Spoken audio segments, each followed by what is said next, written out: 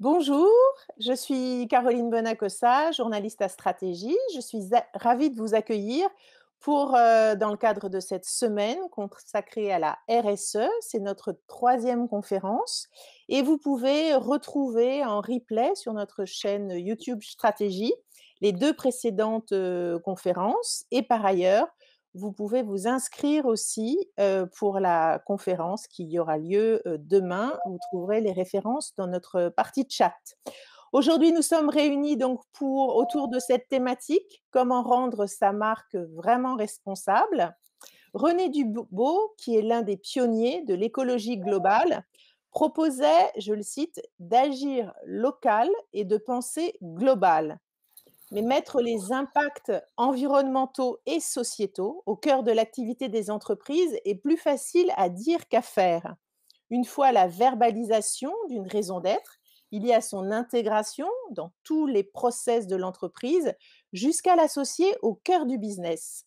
Si on prend le baromètre Confiance Edelman, 61% des Français souhaitent que les dirigeants d'entreprise deviennent des acteurs du changement. Et on voit là à quel point ces problématiques sont essentielles.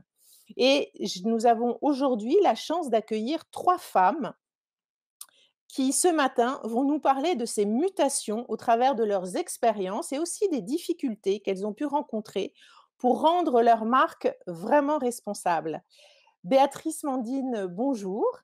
Bonjour, Vous êtes la directrice exécutive communication, marque et engagement d'Orange et vous nous ferez partager votre expérience. Corinne merci. Bregem, qui est la directrice générale du groupe Les Échos Le Parisien, en charge du pôle monétisation et nouveaux territoires de croissance des Échos Le Parisien partenaires, nous fera aussi part de son expérience, mais cet entretien a été enregistré car Corinne Bregem, malheureusement, ne pouvait pas être avec nous ce matin. Et enfin, Elisabeth Laville, bonjour. Bonjour. Vous êtes la fondatrice de l'agence Utopie, créée en 1993 pour inciter les entreprises à intégrer les enjeux sociétaux et environnementaux. Euh, on va commencer par un entretien avec vous, Béatrice Mandine. Donc, je le rappelle, vous êtes directrice exécutive communication, marque et engagement d'Orange. Et ma première question est double. Quelle place tient l'engagement chez Orange et comment est-il verbalisé? Alors, déjà, ce qu'il faut rappeler, c'est qu'on a saisi en fait l'opportunité de la loi Pacte pour formaliser notre raison d'être et même l'inscrire au statut. Donc, on a une raison d'être qui est que je peux vous citer, qui est Orange est l'acteur de confiance qui donne à chacun et à chacune les clés d'un monde numérique responsable. Donc ça, c'est ce qui est inscrit au fronton de l'entreprise désormais. Et puis, à plus court terme, on a un plan stratégique. Vous savez que les entreprises fonctionnent avec des feuilles de route qui sont un peu calendaires et que ce plan stratégique s'appelle Engage 2025 et il porte haut deux engagements assez forts qui sont le respect de l'environnement et l'égalité numérique. Mais je veux peut-être revenir sur l'élaboration de cette raison d'être, parce que ce n'est pas toujours évident. Racontez-nous comment ça s'est passé. Est-ce que vous avez engagé vos salariés pour la verbaliser et y réfléchir? Alors, tout à fait, oui, une méthodologie de co-construction qui est assez traditionnelle chez Orange. Et en fait, en 2019, on a lancé ce dispositif de mobilisation interne. Ça, on a commencé par, d'une certaine manière, une interpellation sur Twitter de la part de notre PDG, Stéphane Richard, qui a interrogé les salariés. Et d'une certaine manière pour libérer un peu la parole. Et puis après, on a mené des échanges sur la base on a un petit outil qui est une application d'intelligence collective sur lesquelles les salariés peuvent soit faire des propositions, soit liker des propositions d'autres. Donc, il y a des thématiques et des consultations qui sont menées, qui ont été menées déjà à deux reprises. D'abord pour cette phase de formalisation, donc, on les a interrogés via cette appli. Parallèlement à cela, on a aussi fait pas mal d'ateliers, soit avec le conseil d'administration, soit avec le comité exécutif, et puis le dialogue partie prenante classique d'Orange, pour interroger un certain nombre de grands témoins, on va dire, qui soient des partenaires, des anciens présidents ou des gens en fonction dans l'entreprise, et pour les interroger, les projeter en fait sur un horizon de temps qu'on n'a pas forcément l'habitude de travailler dans l'entreprise, assez long, et pour savoir, pour les interroger sur la raison d'être d'Orange. Et est-ce Donc que vous là, avez eu est-ce que pardon, est-ce que vous avez eu l'impression, en fait, que la mobilisation était grande au sein d'Orange, pardon, et que c'était vraiment un sujet que auquel les salariés voulaient participer, qui leur tenait à cœur? alors dans un premier temps, on a tout de suite mesuré qu'ils étaient assez fiers d'être interrogés en fait, Mmh mh. qu'on leur donne la parole. Mmh. Et puis après, il y a eu plusieurs phases de consultation, je vous le disais. Presque une interpellation au démarrage.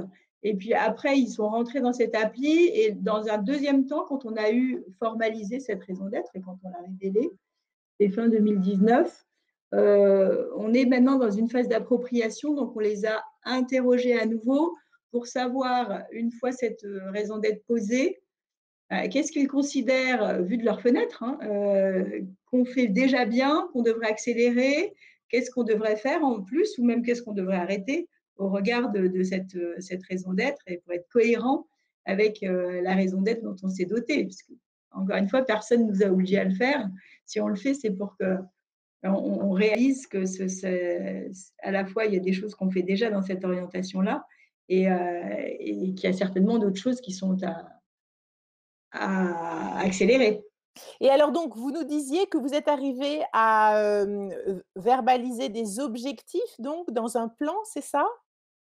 Alors, on a des enfin, un plan stratégique comme assez classiquement qui porte ces deux engagements, donc à la fois égalité numérique et puis respect de l'environnement. Et bien évidemment, il y a des indicateurs de succès. Donc, on a pioché dans ces indicateurs-là. Pour ce qui est de la raison d'être, en ce moment, on est dans une phase, on va dire, d'opérationnalisation. Donc, on installe à la fois les indicateurs qui vont nous montrer qu'on est sur cette bonne voie, également un comité. Moi, j'ai l'habitude de dire qu'il faut passer de la raison d'être à la raison d'agir. Donc, un comité raison d'agir qui aura pour vocation de suivre l'évolution et cette cohérence qu'il faut avoir entre la réalité de l'entreprise et cet objectif, cette boussole dont on s'est doté à échéance assez longue. Et, Donc les et, et, parallèlement à ça, on travaille aussi à de la culturation interne, c'est-à-dire à, à faire en sorte que les salariés à tout niveau de l'entreprise, et y compris d'ailleurs le comité exécutif et puis le conseil d'administration, que tout le monde parle la même langue, si je pouvais dire les choses plus simplement, qu'on parle de la même chose et qu'on interprète la même chose. donc cet objectif, c'est ce que vous avez baptisé Engage, 2025, c'est ça? Oui, Engage 2025, c'est un Oui. plan stratégique, donc Mmh. qui ne porte pas que sur la raison d'être, mais il y a une tonalité de, qui porte ces deux engagements. Ils ont cette responsabilité de l'entreprise. Tout à fait. D'accord, et parmi les objectifs que vous avez dans cet Engage, 2025, vous pouvez nous en citer quelques-uns? Oui, alors il y a déjà un travail qui est pas terminé pour ce qui concerne la raison d'être, complètement, qui est, la sélection en fait de ces indicateurs pour savoir ceux qui sont les plus pertinents. Mais au titre du plan stratégique, on a, des je vais vous en citer 2 par exemple. Déjà on a annoncé qu'on voulait être net zéro carbone en 2040, Mmh. donc 10 ans avant les accords de Paris. Et puis, il y a un jalon intermédiaire avec un objectif de 30 de réduction des émissions de CO2 d'ici 2025. Et puis, sur le secteur de l'égalité numérique, on a pris l'engagement d'ouvrir un Orange Digital Center dans chacune de nos géographies, donc dans chacun des pays. Et puis en France, comme on est très présent, probablement un par région, et pour former au numérique les personnes qui jusque-là en sont soit exclues, soit sont pas suffisamment à l'aise avec cet outil. Et donc, nous, on est convaincus que c'est un outil d'inclusion, s'il est mis à profit de la société, qui peut être tout à fait pertinent. Mais à quoi ça va ressembler exactement ces centers? Alors, c'est des maisons orange, on va dire. C'est Ouais. un lieu physique et dans lequel il y a à la fois des formations, mais il peut y avoir aussi, il y a des formations pour tout le public et puis il y a aussi des ateliers plus solidaires pour les publics très fragilisés. Mais il y a aussi, de l'aide aux startups, notre, des activités de financement grâce, à Orange Venture, pour de soutien en fait financier à certains projets. Et puis des démonstrations, sur les nouvelles technologies, pour vulgariser l'usage de ces nouvelles technologies et démontrer, heu, comment elles peuvent être utiles à la société. Alors, je vois des questions qui apparaissent. On me dit donc: «Vous allez embaucher des formateurs?» Vous savez qu'on est très nombreux, chez Ouais, chez Orange, Orange. donc il y a déjà, Vous pouvez nous rappeler probable combien vous êtes? alors dans le monde, on est à peu près 150 000 Mmh. et on doit être, 85 ou 90 000 en France. Sachant qu'il y a une tradition aussi de volontariat chez Orange, donc il y a beaucoup, via la fondation Orange, de salariés, qui se proposent pour ces ateliers numériques. Il y a aussi des formateurs professionnels, donc il y aura certainement des embauches, mais je ne saurais pas vous dire aujourd'hui, le volume de ces embauches. De toute façon, on a déjà pas mal de salariés qui sont volontaires pour, s'engager dans cette voie-là. Et donc des centres qui sont ouverts gracieusement, j'imagine, c'est ça? Oui, oui, oui, enfin, en fait, il y a un peu de tout. Il y a des ateliers solidaires et puis il y a des formations qui peuvent être, certifiantes. C'est en construction tout cela. D'accord. Ces sujets de la mise en place de cet engagement, sont rattachés à votre pôle communication, tandis que la partie RSE chez Orange est passée sous la tutelle, d'Elisabeth Chungi, et je me demandais si en matière de communication, la suspicion qu'on connaît tous de washing est toujours, présente, et comment est-ce que vous parvenez à la résoudre? Alors le choix qu'on a fait chez Orange, c'est une forme de bonne répartition, selon nous, des responsabilités. Donc il y a effectivement la direction de la RSE, qui, elle, a vocation à initier, à déterminer, et à donner toute sa légitimité à la démarche, de RSE. Et puis la direction de la communication de la marque et de l'engagement que je dirige qui, elle, a vocation à mettre en mouvement, toutes nos parties prenantes, qu'elles soient internes ou externes d'ailleurs, pour arriver à atteindre ces objectifs. Donc le cadre est défini par la politique de RSE est définie par la RSE, jusque-là c'est logique. Mais il y a des choses qui ne font pas forcément partie uniquement de la RSE. Je pense typiquement à l'engagement salarié, qui était déjà bien initié au sein de la communication interne chez moi, puisque la vocation de la communication interne dans l'entreprise, c'est quand même bien de distiller une culture d'entreprise et un engagement des salariés. Donc ça préexistait.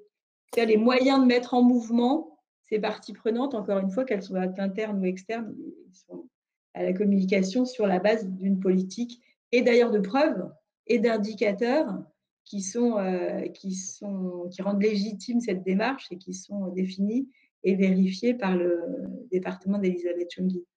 Et je rebondis parce que je vois une question très pertinente sur le chat où on vous demande comment les salariés sont sensibilisés quotidiennement chez Orange à la RSE, et comment est-ce qu'ils y participent?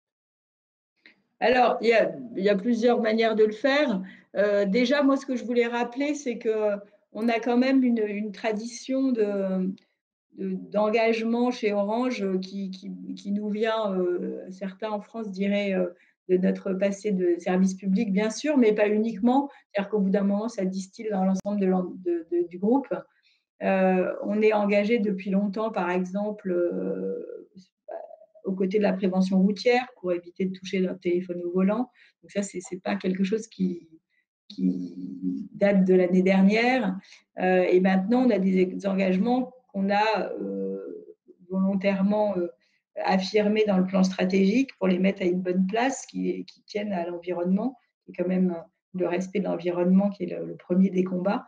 Et puis l'égalité numérique, parce que notre conviction, encore une fois, c'est que le numérique est évidemment une solution pour l'émancipation des populations et peut être aussi une solution d'ailleurs pour le respect de l'environnement. En tout cas, il est plus une solution qu'un facteur de problème.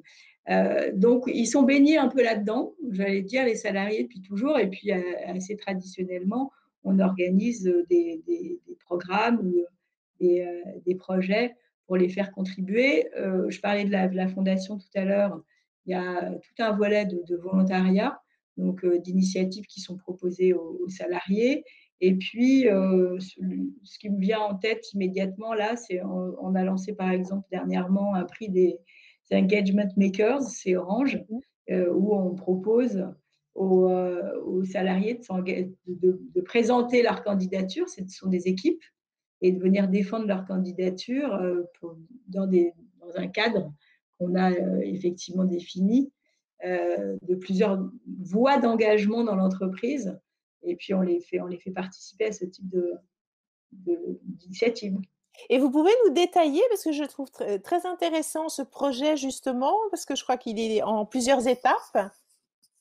Oui, oui, tout à fait. Alors, on le lance, donc c'est difficile d'avoir vraiment un retour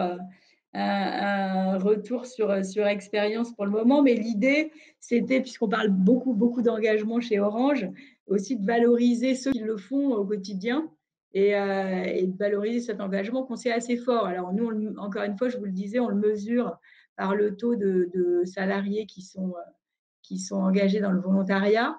Et dans nos outils de consultation interne, une des premières demandes, c'était de trouver les moyens de pouvoir s'engager dans l'entreprise comme ils le font dans leur vie privée. Donc, c'est pour ça qu'on leur a construit ce programme. Et aujourd'hui, c'est la phase de candidature.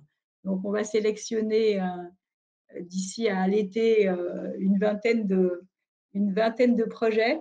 Et puis après, ils viendront pitcher devant le comité exécutif et on en sélectionnera 3 ou 4 à ce titre qu'on pourra célébrer. Voilà. Et donc qu'est-ce qui gagne alors? Moi qui suis joueuse, dites-moi, qu'est-ce qu'on gagne? La mise en pratique, la réalisation d'un projet, Alors évidemment, on va les suivre. Non, il y a pas de prix en tant que tel qui soit, c'est pas pour ça qu'ils le font. Je pense qu'ils ont plus envie d'être d'être visibles dans l'engagement personnel qu'ils ont et avec leur équipe. Donc, c'est pas un prix en numéraire en tout cas, mais c'est probablement la garantie que leur initiative va être visible et suivie, bien entendu. Vous avez tout à fait raison. bien sûr. Je voulais revenir un peu, j'en parlais de ce spectre-là du greenwashing. Est-ce que, la peur d'être taxé d'opportunisme a, pendant un temps, muselé la communication sur les actions d'Orange en matière de responsabilité? Moi, je ne crois pas. Je pense qu'encore une fois, on n'a pas commencé hier. Ça marche ce genre de programme d'engagement quand ça correspond aussi à un ADN et à une culture d'entreprise. Je vous le disais, moi j'ai souvenir que au moment de la COP 21, on avait déjà des campagnes assez explicites sur la prévention routière. On avait aussi beaucoup travaillé en interne à faire prendre conscience de l'impact, on va dire, sur la planète du numérique, puisqu'on pourrait se dire spontanément, on est dans le digital, donc on n'est pas une activité qui est ciblée. Et Ouais. bien pourtant, je pense que Orange est une des premières marques qui a communiqué sur le fait qu'on avait aussi notre propre empreinte carbone, bien évidemment. Après, il faut remettre les choses à leur place, c'est-à-dire que probablement, c'est pas probablement, c'est même certain parce que les études le montrent, mais encore une fois, le numérique est plus une solution qu'un problème, mais il faut assumer aussi. Et je crois que c'est nous qui avons beaucoup travaillé à populariser ce chiffre. Et si le digital était un pays, ce serait le sixième pays le plus pollueur de la planète. Mmh. Et ça, c'est intrinsèquement lié à l'explosion des usages. Donc, nous, depuis longtemps, on travaille à faire prendre cette conscience-là, c'est-à-dire qu'on a un discours très positif sur la révolution digitale, ce qu'elle peut apporter de bien pour l'humanité. Et il est d'autant plus crédible qu'il ne cache pas certains excès.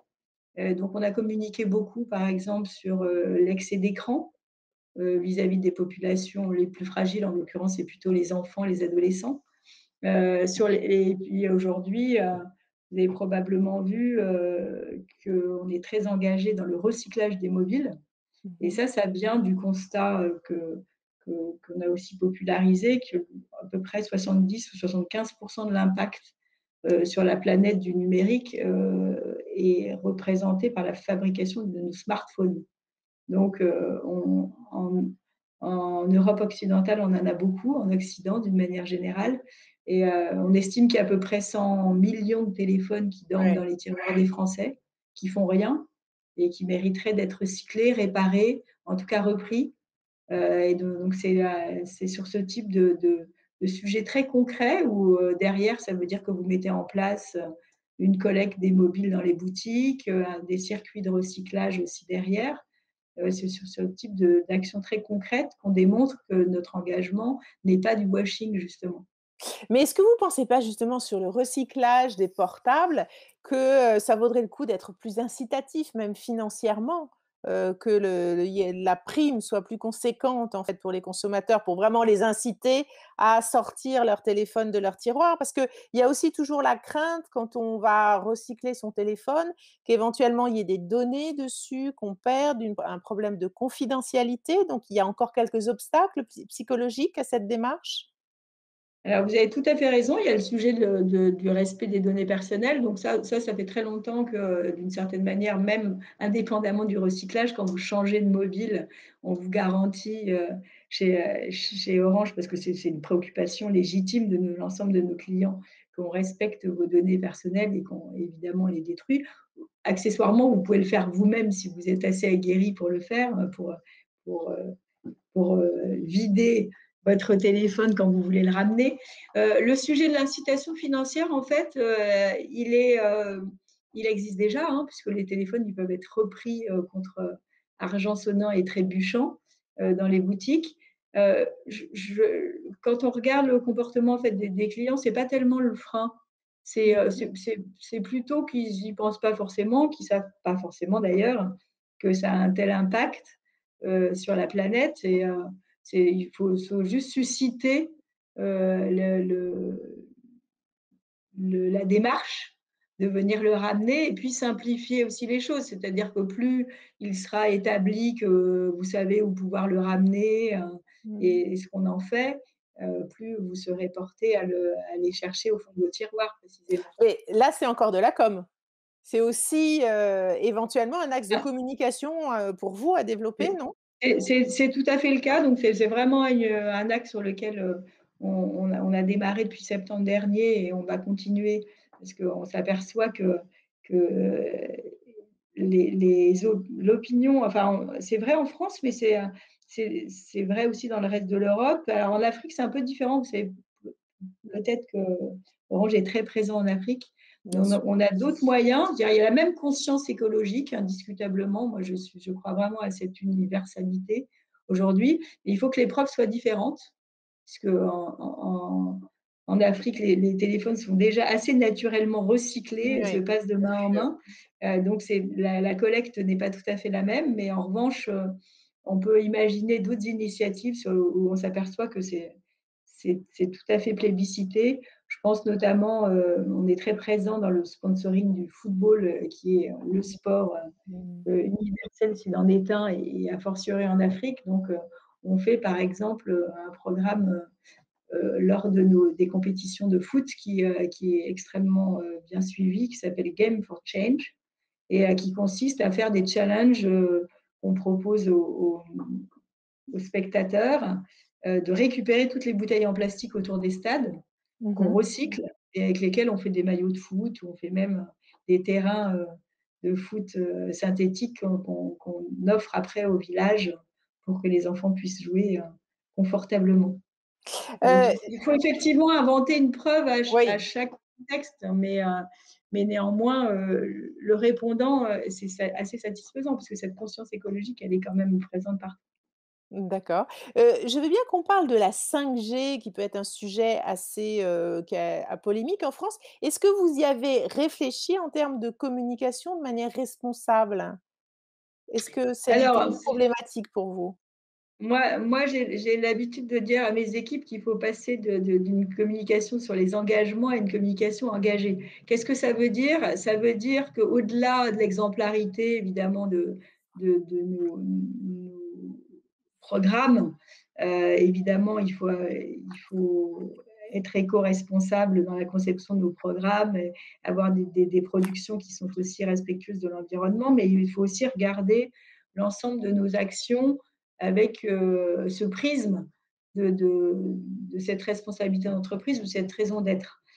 Ça veut dire par exemple que sur la 5G, on pouvait avoir un discours très technique, on pouvait avoir un discours très économique. Mmh mh. C'est pas là-dessus qu'on a décidé de jouer. Nous, on a décidé d'expliquer en quoi la 5G était utile. Quels sont ses usages utiles? Et donc, c'est là-dessus qu'on se positionne davantage. Et donc, c'est cette démarche-là qu'il faut avoir un peu en tête. C'est de se dire, on prend tous les sujets stratégiques de l'entreprise et on leur donne un angle de responsabilité. Et sur la 5G, on s'est évidemment interrogé parce qu'il ne vous a pas échappé que c'était un sujet assez polémique. Bien sûr. Euh, c'est aussi, enfin, ça répond d'ailleurs à ce qu'on se disait tout à l'heure, c'est-à-dire que je pense que ça, c'est la résultante aussi de cette conscience écologique, c'est-à-dire qu'on ne cherche plus la techno pour la techno, Mmh mh. mais probablement pourquoi en aurait-on besoin, et donc on explique pourquoi. Il nous semble que effectivement on peut en avoir besoin.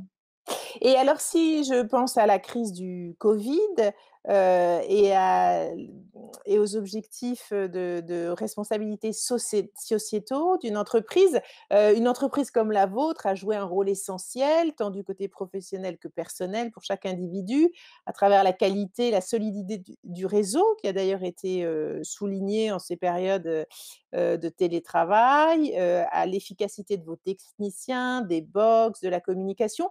Est-ce que vous pensez que finalement cette crise a participé à montrer un visage plus engagé d'Orange? Alors, ce que ça a révélé, en tout cas, c'est que c'est le caractère essentiel de ce que nous faisons. Mmh On mh. parlait de raison d'être pour les salariés d'Orange. C'est évident que au moment du confinement, tout d'un coup, on a une forme de révélation de ce lien dont on était privé et Mmh. qui était, sur lequel on ne pouvait pallier grâce à l'efficacité de nos réseaux. Donc certainement, oui, ça a révélé cela. Euh, Ça n'empêche pas qu'on est tous rentrés avec, après cet effet de sidération, un moment de sidération dans un questionnement sur notre utilité intrinsèque dans ce nouveau paradigme. Pour Orange, la réponse, elle a été assez immédiate, c'est-à-dire que on avait les moyens en fait d'aider la société et on a remis à l'honneur encore plus qu'avant ce qu'on a appelé les héros du réseau, Mmh. puisque on a beaucoup parlé des caissières et des infirmières, Bien mais sûr. il y a aussi pendant tout le confinement des gens qui ont veillé à ce que tous les réseaux de télécommunications fonctionnent, et avec un pic évidemment d'usage compte tenu du fait que tout le monde était privé de communication plus naturelle ou plus humaine. Donc tout devait passer par les réseaux. Donc ça a été une période où on a, en tout cas en interne, beaucoup valorisé ces héros du réseau. Et je pense que chacun s'est senti un peu grandi dans sa mission, dans son rôle chez Orange de contribuer à cette préservation du lien. Et puis du coup, bah, ça fait résonner notre signature de marque, si je reviens à la communication, Mmh. puisque c'est vous rapprocher de l'essentiel, donc ça dit ce que ça veut dire. On a aussi constaté à cette époque, lors du premier confinement, et assez naturellement, on regarde ceux qui sont exclus de ces nouvelles technologies, et qu'il y avait tout le débat, souvenez-vous, de nos aînés qui étaient déjà isolés en EHPAD, Bien mais en sûr. plus probablement les moins agiles avec les techniques de communication digitale qui nous servaient à nous tous les jours.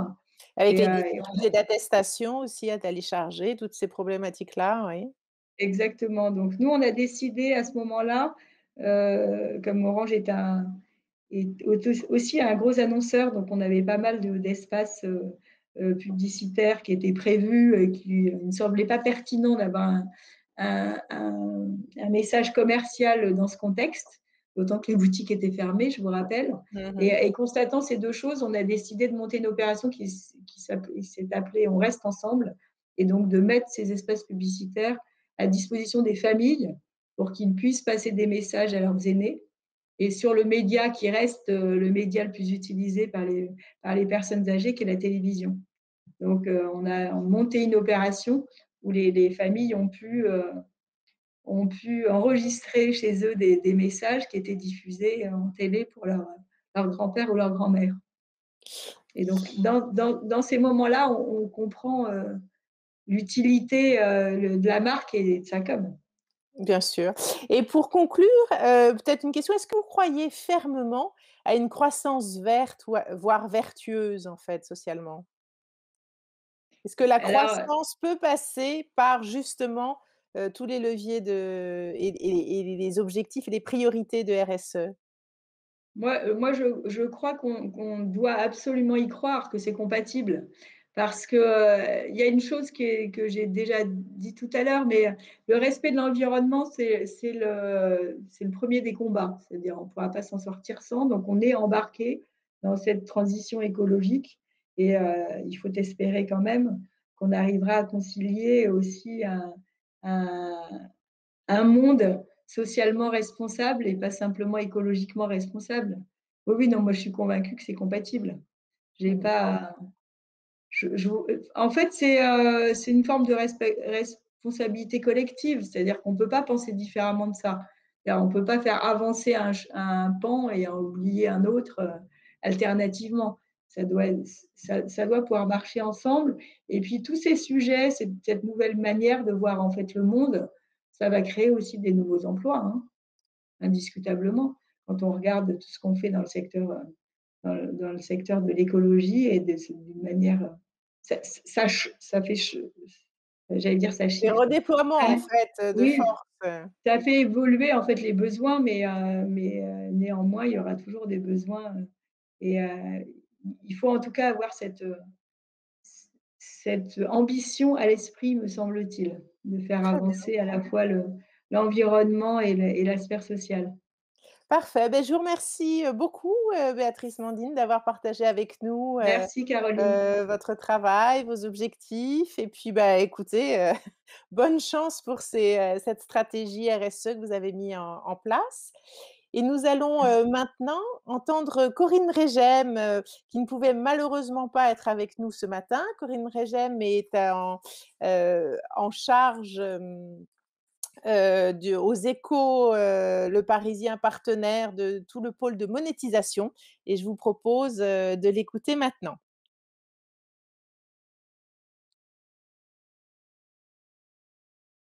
Bonjour Corinne Régem. Bonjour.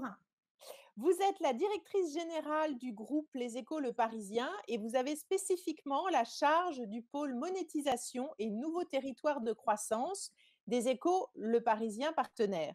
Ma première question est double. Elle porte sur votre raison d'être, éditée par Pierre Louette, PDG de votre entreprise. Quand a-t-elle été édictée et quelle est-elle? Absolument. En fait, la stratégie, nous, c'est ce qu'on appelle la stratégie engagement responsable de notre groupe, hein, du groupe Les Échos Parisiens. Elle a été énoncée il y a 2 ans et elle partait à l'époque de l'intuition qu'on a eue, qui était qu'un un groupe média comme le nôtre, le groupe Les Échos Parisiens, qui s'adresse à 25 millions de Français avec l'ensemble de ses marques, puisque dans le groupe, il y a Les Échos, Le Parisien, Radio Classique, Investir, Connaissance des Arts. Ce groupe avait un rôle majeur à jouer face aux défis historiques de l'époque. Et le défi historique de l'époque, déjà, il y a 2 ans, on le sentait de manière très forte, c'était recréer du lien, réconcilier, aider finalement à faire société. Donc, notre intuition, c'est que déjà, on devait, à l'époque, passer de observateur des transformations qui sont en cours à ce qu'on pourrait appeler accompagnateur de la transformation dite responsable. Et donc, face à cette prise de conscience des citoyens, des entreprises, de tous, hein, finalement, de devoir être contributeur d'un changement de modèle de société, nous, on s'est dit, c'est important de pouvoir déployer une stratégie engagement responsable qui repose sur un certain nombre de choses et dont le pilier central, c'est d'abord l'énonciation de cette fameuse raison d'être qu'on aime bien appeler raison d'agir. Si vous me le permettez, Caroline, je vais la rappeler, Bien la fameuse. sûr, bien sûr. La raison d'être du groupe, c'est la suivante. Le groupe Les Échos, Le Parisien s'engage à favoriser l'émergence d'une nouvelle société responsable en informant, mobilisant et accompagnant chaque jour les citoyens et les entreprises. Et c'est vrai que les mots-clés, c'est évidemment la notion de nouvelle société responsable avec, quand on parle de responsabilité, de nouvelle société responsable, deux piliers importants. Deux piliers qui sont, un, celui qui concerne la transition environnementale et écologique, et le deuxième qui concerne la transition sociale et sociétale. Donc ça, c'est la première notion très importante de cette raison d'être. La deuxième chose très importante, ce sont évidemment les trois verbes que sont informer, mobiliser et accompagner chaque jour les citoyens et les entreprises. Donc, vous pouvez nous rappeler précisément quels sont les objectifs que vous êtes fixés en la verbalisant? Oui. En fait, l'idée, c'est qu'on a d'abord sollicité toutes les parties prenantes, hein, de l'entreprise, aussi bien à l'interne qu'à l'externe. Donc, on a sollicité nos collaborateurs avant tout, mais aussi nos abonnés, nos partenaires extérieurs, nos fournisseurs. On a notamment à nos abonnés envoyé un questionnaire pour essayer de faire remonter ce qui était susceptible de légitimer cette raison d'être. Et en fait, suite à cette sollicitation des parties prenantes, il y a deux lignes de force qui ont émergé de manière très très forte. La première, c'est montrer le chemin. Montrer le chemin, c'est vraiment encourager nos 25 millions de lecteurs, d'internautes, de mobinautes à s'engager dans une transformation vertueuse. Et la deuxième ligne de force, c'est plus tourner vers l'interne, c'est montrer l'exemple. C'est-à-dire transformer nos propres pratiques sociales et environnementales. Voilà. Et donc, ces deux lignes de force, elles se traduisent d'abord, par exemple, dans le fait d'informer nos lecteurs sur les enjeux sociaux, sociétaux et environnementaux. Donc, la première chose qui est en jeu, évidemment, c'est l'enrichissement de la ligne éditoriale de toutes nos marques médias, hein, que j'ai citées un petit peu tout à l'heure, sur des sujets d'écologie, mais aussi de parité, d'inclusion. L'exemple qui me vient en tête, c'est celui qui date du week-end dernier, hein, qui était, vous avez dû le voir, les éco-week-ends, le deuxième chapitre, nous on a appelé le deuxième chapitre des éco-week-ends. Donc, le numéro du week-end dernier, c'était un numéro tout vert des éco-week-ends. Parce que dans ce nouveau chapitre des éco-week-ends, on a vraiment voulu que les sujets liés à la diversité, à l'éthique, à la durabilité, puissent traverser toutes les rubriques. Et donc, vous avez dû le voir, ou vous pourrez le voir si vous le consultez, hein, on a des nouvelles rubriques comme l'entrepreneuriat impact, on a une rubrique autour de l'objet éthique, on a la pièce de Gauthier Borsarello toutes les semaines qui revient sur une façon d'appréhender la mode de façon éthique. On a aussi associé des newsletters dédiés à la good economy. Voilà, donc ça, c'est une première illustration de ce qui est en jeu. Deuxième illustration, c'est la mobilisation aussi de notre écosystème autour d'événements engagés. Dans des ordres, je pourrais citer Investir Day, Médias en scène, Inclusive Day, ou même Change Now. Hein. Change Now, vous savez qu'on a pris une participation dans Change Now. Change Now, c'est l'exposition universelle des innovations à impact positif pour la planète. Et c'est vrai que le groupe est rentré dans le capital de Change Now il y a maintenant un an et demi. D'ailleurs, la prochaine édition aura lieu fin mai 2021. Et puis, autre illustration, alors là plutôt sur l'aspect montrer l'exemple, sur la question de favoriser l'inclusion, l'épanouissement ou l'engagement des collaborateurs, il y a plein de choses qui sont faites, qui vont être faites autour de programmes de sensibilisation et d'accompagnement d'engagement, donc en matière, par exemple, de charte égalité ou de parité. Il y a Et évidemment pardon. non, je vous en prie. Je voulais juste dire, il y a aussi évidemment tout ce qui concerne le fait de maîtriser notre empreinte environnementale directe. Et alors, qui est-ce qui mesure et qui participe à l'évaluation de ces objectifs Alors, que on vous a vous êtes créé fixés?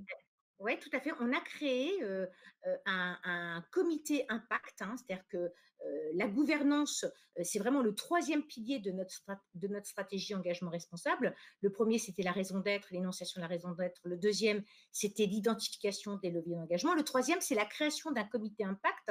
Alors ce comité impact, en fait, c'est quoi? Il est constitué d'un réseau de référents internes, hein. L'idée, c'était vraiment qu'on puisse avoir un maillage de toute l'entreprise et une représentation de tous les métiers du groupe. Et l'ambition de ce comité impact, c'est de maintenir véritablement en permanence le dialogue avec nos parties prenantes et aussi, bien sûr, piloter notre amélioration dans la trajectoire fixée. Donc, ce comité impact, finalement, il est le garant de notre capacité, de notre progression sur cette trajectoire qu'on s'est fixée. Et est-ce que c'est difficile d'embarquer l'ensemble de ces équipes dans cet élan-là, dans cet élan RSE? En fait, vraiment, on l'a vu et on n'est pas le seul exemple, hein, qui est assez édifiant de ce point de vue-là. Cette démarche, elle est vraiment positionnée au cœur de la stratégie de transformation de notre groupe et vraiment, on se rend compte chaque jour davantage à quel point cette démarche permet non seulement de cimenter l'appartenance au groupe, hein, l'appartenance des collaborateurs au groupe, quel que soit d'ailleurs le métier dans lequel les gens exercent leur expertise, mais ça permet aussi de nourrir la marque employeur. On voit que cette démarche, elle permet vraiment de créer de la différenciation, de la préférence et de la croissance. Donc, c'est extrêmement vertueux parce que non seulement ça redonne du sens à nos actions, et d'ailleurs, ça nous connecte avec ce qu'on pourrait qualifier de grandes tendances du moment, hein, de l'époque, quand je dis d'époque, pas seulement des années 2020, 21, 22, hein, j'ai envie de dire de la prochaine décennie très probablement, et notamment vis-à-vis des jeunes, on le voit bien chaque jour, mais ça fédère aussi les collaborateurs autour d'un véritable projet collectif qui implique, je l'ai dit, et qui engage, je l'ai dit tout à l'heure, tous les services, toutes les expertises de la maison. Et on est vraiment dans un processus de co-construction entre les rédactions, la direction financière, les services généraux, la régie publicitaire, les ressources humaines, enfin tout le monde, la communication, le pôle monétisation, enfin tout le monde. Donc vous trouvez au fond que ça enrichit votre culture d'entreprise, spécifique en fait, ce projet, Oui, oui, RSE, oui? ouais, absolument. Je pense vraiment que ça l'enrichit, ça met des perspectives, ça fixe des caps. D'accord. Je crois que vous vous êtes fixé l'objectif d'être le premier média français à pouvoir se prévaloir du titre d'entreprise à mission. Cela vous a-t-il amené à identifier des marqueurs quantitatifs pour atteindre cet objectif et à vous fixer des réalisations? Ouais.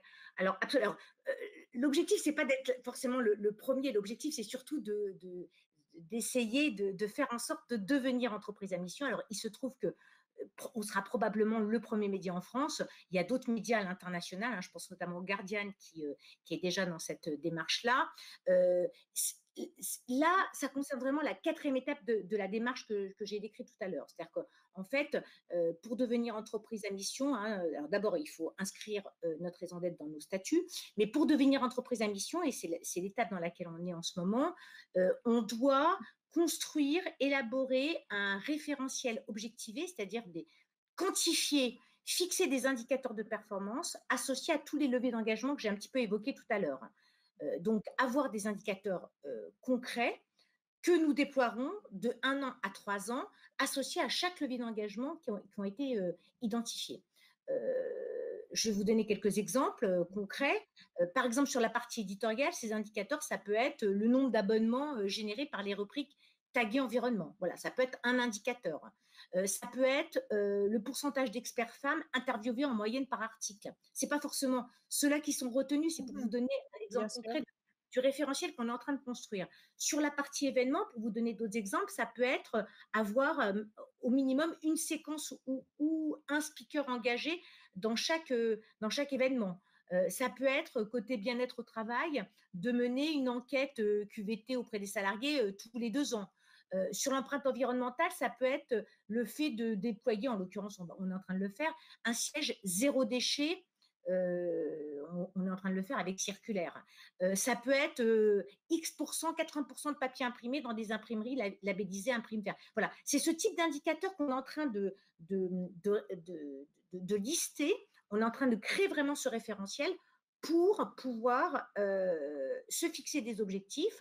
Alors, il y en a qui sont à 1 an, d'autres à 2 ans, d'autres à 3 ans, et donc jalonner la trajectoire que j'évoquais tout à l'heure. Très bien. Et alors, contrairement à d'autres entreprises, chez vous, ce n'est pas la DRH qui est en charge de cette thématique et de ces objectifs RSE, mais c'est vous, Corinne Mregen, donc qui pilotez aussi la monétisation du groupe.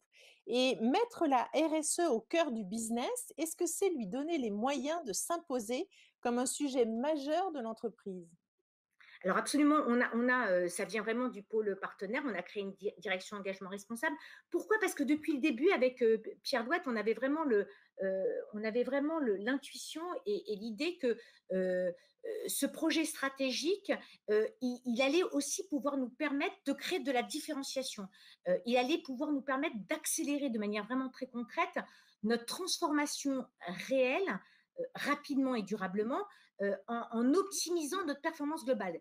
Ce que je veux dire par là, c'est que vraiment, cette démarche engagement responsable, ça nous aide à faire pivoter nos modèles économiques. Vis-à-vis du B2C, par exemple, en créant une relation très forte avec nos audiences, hein, susceptible vraiment de générer de l'adhésion et surtout de la transformation, notamment en matière d'abonnement. Vis-à-vis du B2B, en passant d'une relation qui est tactique avec nos annonceurs, hein, la vente d'achat d'espace publicitaire, à une logique de partenariat au long cours autour de thématiques aussi engageantes et aussi importantes dans la contribution au bien commun. Donc, nous, on a la conviction vraiment que la croissance, aujourd'hui, elle peut être durable, que l'innovation en matière d'impact est véritablement un moteur majeur de développement. Donc ça veut dire que vous croyez fermement à une croissance verte, voire vertueuse socialement? Alors, ouais, vraiment définitivement, heu, on peut aujourd'hui véritablement réconcilier ce que moi j'appelle le camp du bien et le camp du mal, hein, la création de valeur et le bien commun. C'est-à-dire que, vraiment, ma conviction, c'est que la clé de voûte, c'est notre responsabilité économique et que le business model de nos médias est tout à fait compatible, voire même optimisé, s'il est orienté vers un développement économique qui est inclusif et qui est durable, vraiment. Je veux bien qu'on revienne un peu, parce que vous les avez évoqués, sur le côté éditorial, concrètement, des exemples que vous avez des réalisations les plus marquantes que vous avez fait. Vous nous avez parlé des éco-weekends, la version green, mais je pense par exemple à la relève, où vous avez fait un très gros événement Ouais. récemment. Mmh mh. Alors il y a les échos tout verts, hein, que j'évoquais tout à l'heure, mais il y a aussi, effectivement la dernière édition de la relève, hein, qui a eu lieu, fin d'année, 2019. On est en train de travailler sur, celle de fin d'année 2021 parce qu'évidemment avec le covid, c'était compliqué l'hiver dernier. Mais, la dernière édition de la relève des échos, hein, c'était la 5e édition de la relève de mémoire. En fait, le principe de la relève, c'est de donner la parole à des personnalités. Là, la thématique, c'était ce qu'on a appelé des engagés. Donc, on a donné la parole aux engagés. Donc, les engagés, c'était qui? Ce sont des entrepreneurs, des start-upers, des influenceurs, des politiques, des décideurs, des sportifs, des artistes. Donc, tous ceux et celles qui, c'est de ça dont il s'agit quand on parle d'engagés, qui osent, qui innovent, qui créent, qui investissent pour une économie plus responsable et pour une économie plus durable. Et donc pendant une journée, parce que c'est ça le format de la relève, il y a 150 personnalités qui ont été choisies par la rédaction, qui ont pris d'une certaine manière les rênes du journal des Échos et qui, en binôme avec un journaliste de la rédaction, ont vraiment sont devenus les rédacteurs d'un jour pour ce numéro exceptionnel. Ben voilà, ça c'est une illustration. Autre illustration, peut-être côté investir responsable, investir à signer un partenariat avec Vigéo en mars 2020 et aujourd'hui on a tous les mois un, un, une édition d'Investir qui s'appelle Investir responsable et qui permet vraiment de valoriser tout ce qui est lié à l'investissement à impact. On a également enrichi hebdomadairement la cote en fait qui est publiée dans Investir pour pouvoir mesurer de manière plus précise la contribution des entreprises au développement durable à partir de données extra-financières. Donc, on a enrichi le classement et la cotation traditionnelle qu'on pouvait avoir des entreprises via des indicateurs ESG et on a des scores d'audience et d'abonnement records. Et je veux bien aussi qu'on revienne un peu sur les événements que vous, proposez et qui portent la marque de cet engagement, RSE. Oui. Alors, côté événement, en fait, il y a 2 choses, hein. Il y a d'abord, l'éco-conception, hein, qui est au cœur de la création de nos événements, parce que là, j'ai envie de dire aussi, l'exemplarité est de mise, hein, donc la gestion des déchets, du mobilier, de l'eau, l'accord avec des associations, donc vraiment l'éco-responsabilité, l'éco-conception et de ce point de vue-là, vraiment, je peux dire qu'on s'est beaucoup inspiré de ce que font nos camarades de Change Now, hein, qui sont vraiment, natives de l'impact, j'ai envie de dire. Et puis, il y a aussi, deuxième volet hein, sur la partie événementielle, le fait que que des sujets d'engagement sont au cœur des projets des événements que nous organisons. Euh, à titre d'exemple, je peux citer par exemple Paris Paradis. Paris Paradis, vous le savez, hein, c'est le festival du Parisien, hein, du journal Le Parisien. L'enjeu de Paris Paradis, c'est vraiment de ce que nous, on appelle le réenchantement de la ville de demain. Donc, c'est vraiment un événement festif, c'est un événement engagé. C'est l'opportunité et l'idée, c'est de réunir les conditions pour faire en sorte de se retrouver entre citadins pour construire la ville de demain et la ville propre de demain. Voilà, ça c'est une illustration. Inclusive Day, autre exemple, je le citais tout à l'heure, c'est vraiment le rendez-vous des entreprises inclusives et des innovations sociales. Donc, au-delà du handicap, puisque l'origine d'Inclusive Day, c'était le Salon du handicap, le Salon du handicap est devenu Inclusive Day.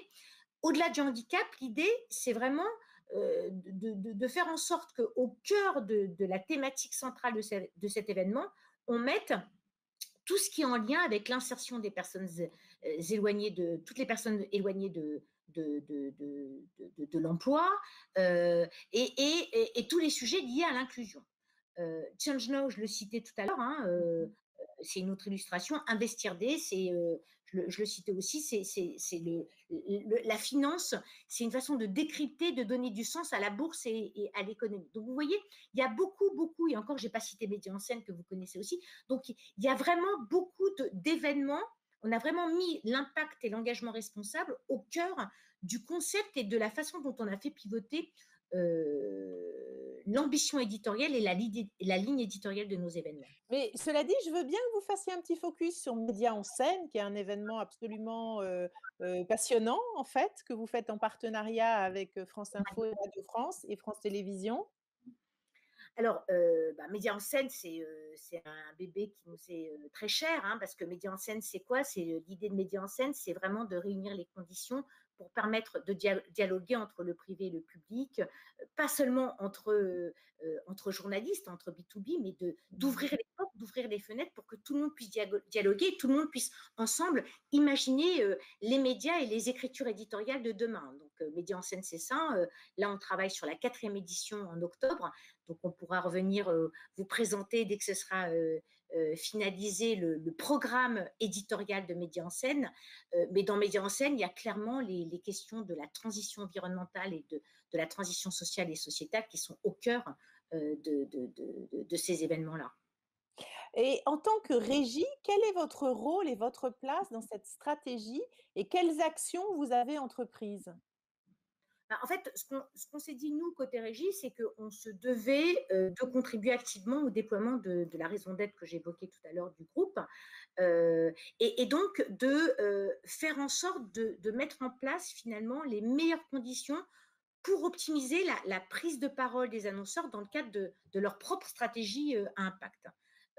Et donc, de ce point de vue-là, il y a en fait deux types de temporalité qu'on adresse. La première, c'est sur le temps court, hein, c'est de mettre en place vraiment des conditions tarifaires et des politiques d'emplacement qui encourage la promotion de produits ou de services dits éco-responsables ou d'initiatives à impact.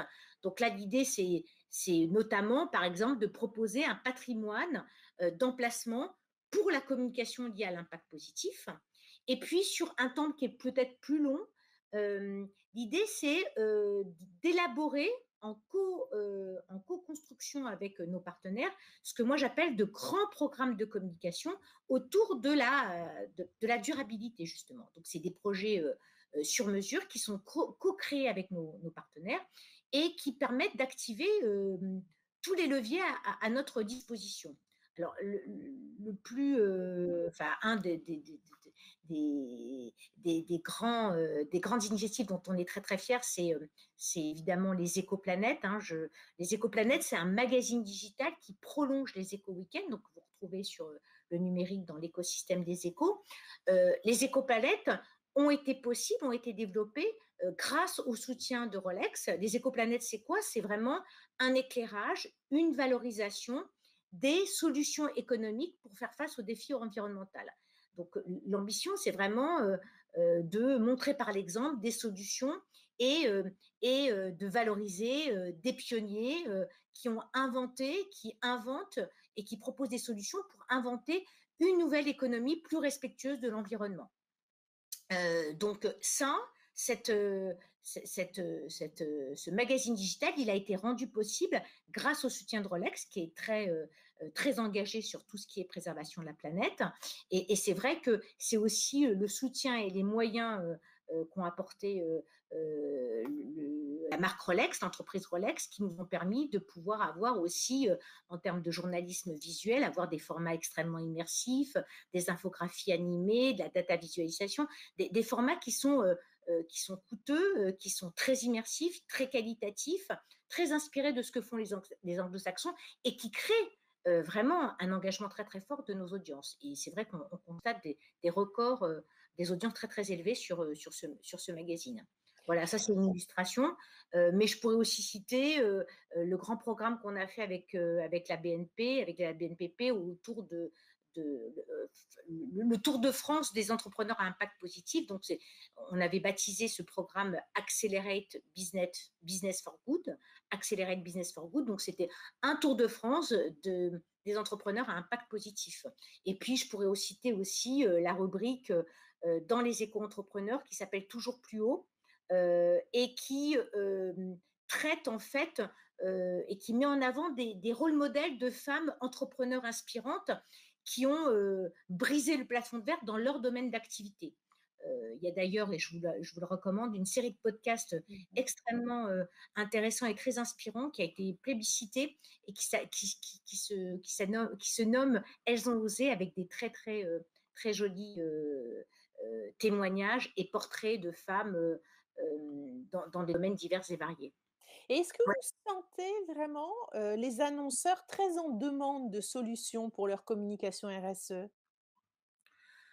Oui, franchement oui, hein, je pense que c'est une évidence. On voit bien que 2021 est vraiment une année, un petit peu charnière. Alors au-delà de la crise pandémique, hein, qui n'a fait qu'accélérer, tout ce qui est émergent, il y a, des positions anti-publicité qui se radicalisent, aussi bien côté opinion du côté de l'opinion que du côté, législatif. Donc tout le monde est bien conscient, annonce enfin tout le monde, hein, tous les acteurs, toutes les parties prenantes sont conscients qu'il est véritablement urgent de faire des propositions concrètes et de les mettre en œuvre et de valoriser des initiatives qui permettent d'encourager ce que moi j'appellerais les bonnes pratiques en fait, et donc d'apporter chacun sa contribution à cette transition qui est en train de s'imposer.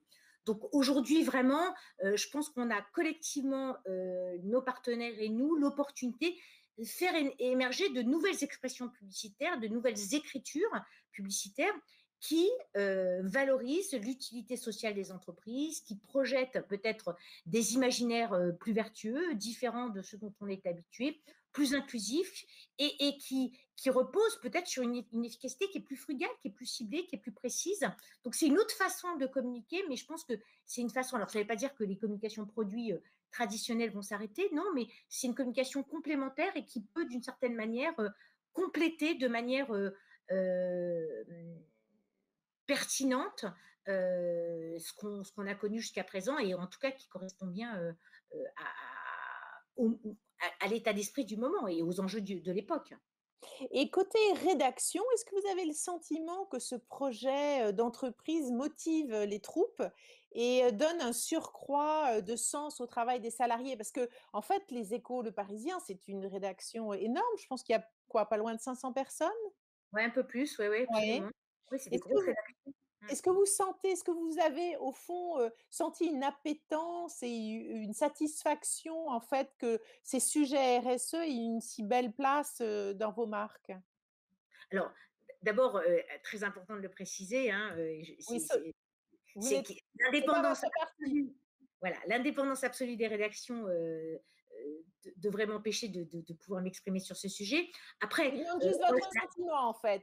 alors mon Oui. sentiment, il est clair, hein, il suffit d'ouvrir, nos journaux, de de consulter nos sites, d'écouter nos podcasts, d'écouter nos stations, enfin Radio Classique, de regarder les productions des Échos, du Parisien, d'Investir, de Radio Classique, de Connaissance des Arts, de Boursier, pour en juger par vous-même. C'est-à-dire qu'en fait, c'est impressionnant de voir comment, ces derniers mois, ces dernières années, le nombre de contenus quelle que soit l'écriture éditoriale, le nombre de contenus autour de ces sujets-là a explosé en quantité et en qualité et en profondeur.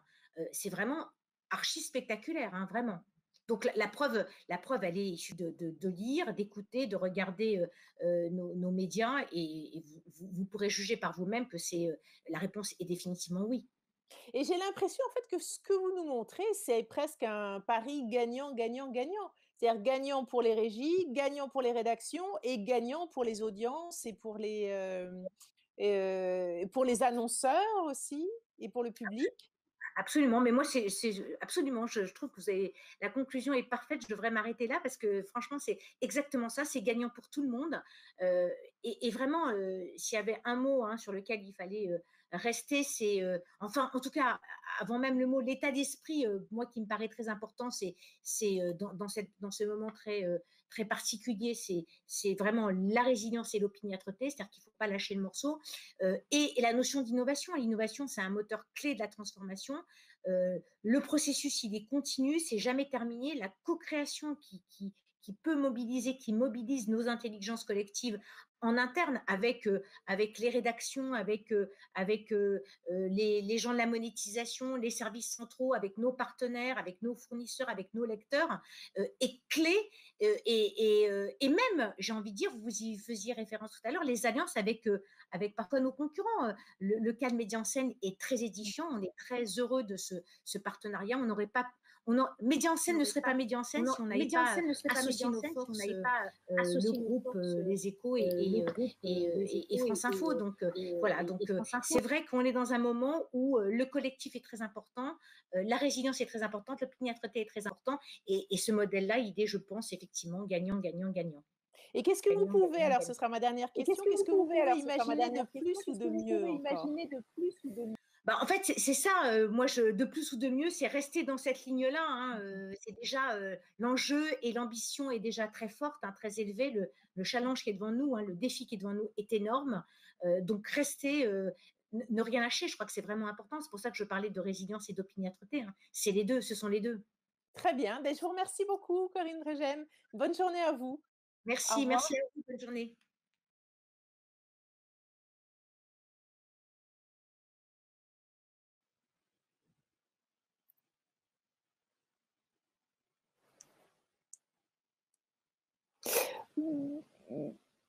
Nous nous retrouvons maintenant, donc pour la suite de cette, rencontre.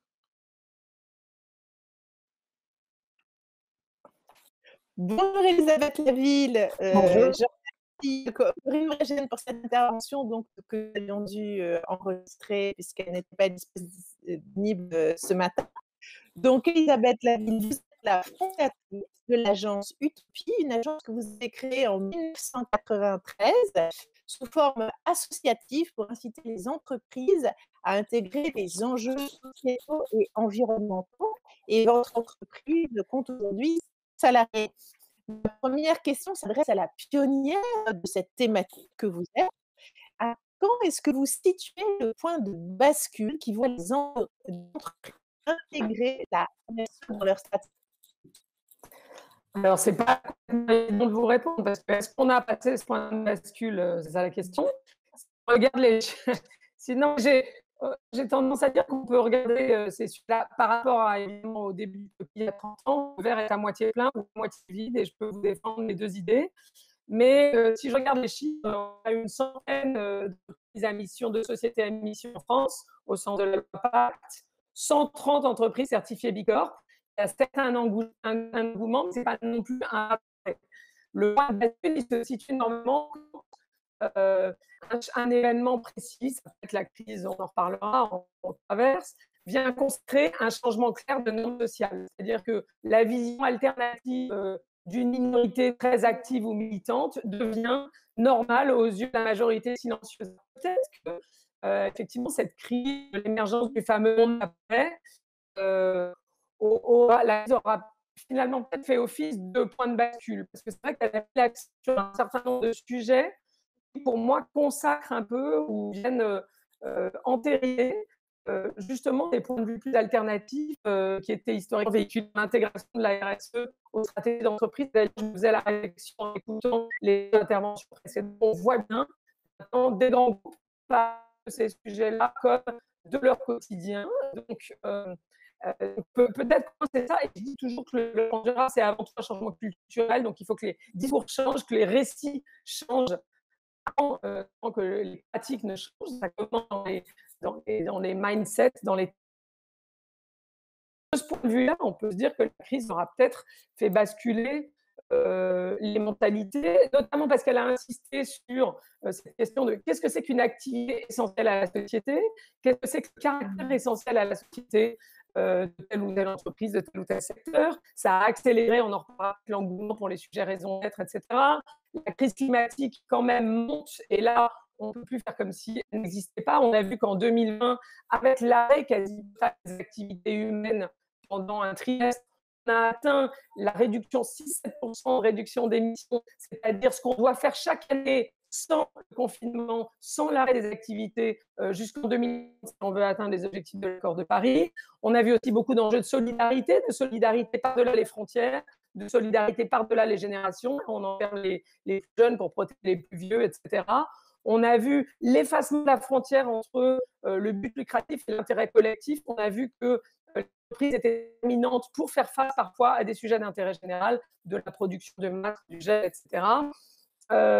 On a vu aussi que ce qu'on pensait impossible en disant « Ah non, mais ça serait super, mais ce n'est pas possible de passer du jour au lendemain à cette situation sur le télétravail, sur le confinement, le fait d'enfermer les gens, et bien ainsi, en fait, c'est possible. » Et donc, ça, je pense qu'effectivement, il y a eu plusieurs étapes en fait dans l'adaptation de la RSE aux stratégies. On peut dire il y a eu Rio, il y a eu l'accord de Paris, etc. Le Grenelle de l'environnement en 2007, dont je rappelle que le slogan était « Entrons dans le monde d'après ». C'est assez ironique maintenant, évidemment. Donc, c'est un peu comme en surf. Chaque vague emmène plus de gens vers le rivage ou la destination. Il y en a aussi qui se lancent et qui prennent le bouillon, hein, qui restent pas debout sur la vague. Mais clairement, là, oui, on n'est pas loin du point de bascule avant ou après. Si je me concentre sur la crise du Covid, vous soulignez dans la tribune que vous publiez dans Stratégie qu'à la mi-2020, 48% des marques disaient déjà que la pandémie avait engendré ou allait engendrer une réflexion sur la raison d'être, et 12% des marques déclaraient avoir revu leur purpose depuis le début de la crise. Donc, est-ce que, j'ai envie de dire, à toute chose malheur est bon? Oui, clairement, pour les raisons que je viens d'évoquer, c'est-à-dire il y a cette question de l'effacement de la frontière entre intérêt général et intérêt privé. On a vu dans l'urgence, notamment l'urgence sanitaire, etc., que des sujets d'intérêt général dépendaient des choix d'entreprise ou de la mobilisation des entreprises. On a vu aussi le besoin concret de mettre des actes en face des mots. C'est-à-dire que si on fait des grandes déclarations d'intention sur la raison d'être, sur d'autres choses, et que ça ne se traduit pas, moi j'étais assez frappée par cette acte de la Maïf qui, en début, communiquait depuis un an et demi sur sa raison d'être et qui, en début de confinement, a annoncé qu'en fait, comme ils n'avaient pas d'actionnaires autres que leurs sociétaires, ils allaient reverser à leurs sociétaires l'intégralité des économies qui étaient colossales, tous les millions d'euros, qu'ils allaient économiser sur la sinistralité automobile. Les gens étaient chez eux et prenaient plus leur voiture. Donc, c'est en actes que ça se joue. Donc, ça a aussi beaucoup, je pense, accéléré ce besoin d'actes visibles, tangibles, y compris localement, et d'ailleurs très localement, puisque c'était un peu recentré de manière forcée sur ma rue, mon quartier, mes épiceries, mes producteurs, mes bars ou restaurants, etc. Donc, on voit l'impact et l'action sont aussi dans des circuits courts, en fait, gagnent dans des circuits courts pour être tangibles. Et puis, on a vu que quand l'économie, de manière très claire, pour ceux qui en doutaient encore, que quand l'économie et les activités humaines s'arrêtent pour cause de maladies, la nature, elle, va beaucoup mieux. Elle recouvre la santé d'une certaine façon. Je vais Oui. dire une jolie vidéo des dauphins à Venise. Bon, bah, voilà. Donc, on a, si besoin était, pris encore conscience des impacts de nos activités sur les biens communs que sont l'air, l'eau, l'environnement. Et l'objectif maintenant, c'est de reprendre ces activités en faisant en sorte que la nature aille de mieux en mieux. Et qu'elle reste en pleine santé quand on mène nos activités. Donc, on voit bien qu'il faut transformer assez radicalement les activités humaines pour transformer positivement le monde. Et puis, l'autre chose qui explique peut-être le chiffre de l'Union des marques que vous citiez, c'est que comme la crise est telle qu'il n'y a pas vraiment de perspective de profit à court terme, pour certaines entreprises et pour certains dirigeants, c'est l'occasion de prendre le temps de réfléchir à des sujets à plus long terme. Et clairement, le sujet de la raison d'être, de la transformation des activités est un sujet clé. Alors, votre conviction en matière de RSE repose sur 2 piliers, c'est avoir des racines et des ailes, ce qui est assez poétique et magnifique, c'est-à-dire de donner un cap et d'ancrer en fait ces objectifs dans le réel. Est-ce que vous pouvez nous exposer vos convictions-là? Oui, mais c'est une jolie idée qui vient de l'éducation à la base. Mais l'idée, c'est que la bonne raison d'être, au fond, c'est avant tout celle qui donne des ailes à la marque ou à l'entreprise, qui l'aide à prendre de la hauteur sur vraiment l'aspect quotidien de ses activités. Celle qui crée un nouveau récit pour le futur, qui est capable de transformer justement ces activités de manière spécifique et pas générique, j'en sais pas, une espèce de déclaration d'utilité sociétale de tout le secteur, sinon ça n'a aucun intérêt, ça ne guidera pas cette entreprise. Ce n'est pas non plus une lecture dans le rétroviseur qui explique en quoi l'activité, ce que fait déjà l'entreprise est déjà formidable et très utile, parce que sinon c'est sympa, mais en fait ça ne sert pas à grand-chose, en tout cas pour transformer et pour faire face aux défis qu'on doit relever. Donc il faut que ça soit assez haut, assez inspirant, mais en même temps, ça ne marche que si ça donne aussi à l'entreprise ou à la marque des racines, c'est-à-dire très ancrées, très visibles dans l'activité quotidienne. C'est-à-dire que tout ça doit être vraiment ancrage, c'est le meilleur mot. On sait que les arbres les plus solides, ce n'est pas ceux qui ont l'extérieur le plus gros, c'est ceux qui ont les racines les plus profondes et les plus solides. Exactement. Et donc, c'est hyper important que cette raison d'être très inspirante qui jouxte les nuages et qui prend de la hauteur, elle soit aussi hyper concrètement ancrée dans le réel, dans l'offre, dans le modèle économique, dans les pratiques, etc. Donc, il y a un peu… Ouais, pardon. Non, je vous ai…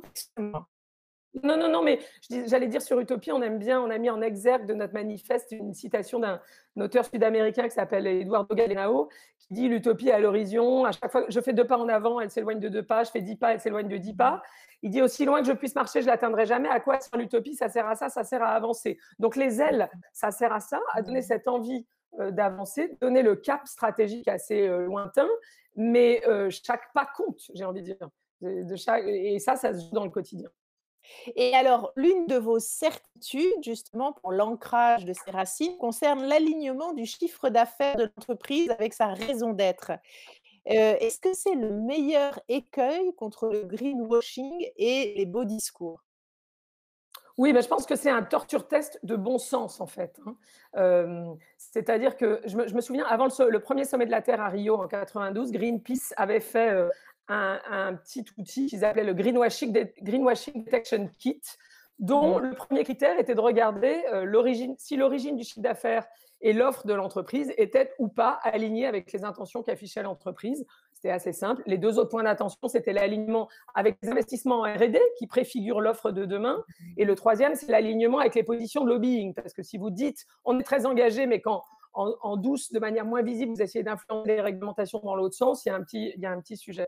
Mais clairement, on est, je pense, entré dans une époque où, ou plus exactement, on a tourner la page d'une époque où les offres vertes représentaient 20 ou 30% des investissements publicitaires, des RP, des discours, je ne sais pas quoi, mais 0,3% des ventes, d'accord? On a eu cette époque-là de la gamme verte, entre guillemets, de la gamme équitable, dans la banque, dans le bâtiment, dans l'agroalimentaire, évidemment, la mode, enfin bon, voilà. Et ça, c'est fini. Les anglo-saxons ont un terme que j'aime bien, qui me paraît être une bonne destination, qui est le choice editing. L'idée progressivement de réouvrir le choix, mais juste sur des offres responsables. C'est-à-dire, la question qui se pose, c'est en combien de temps on est capable d'avoir 100% de notre offre qui est alignée avec les intentions qu'on affiche dans la raison d'être, les objectifs statutaires ou que sais-je, c'est-à-dire 100% du modèle économique qui est en ligne avec ce qu'on dit. Alors, reste à savoir, par exemple, on en reparlera peut-être, mais quand on est dans la presse, si je rebondis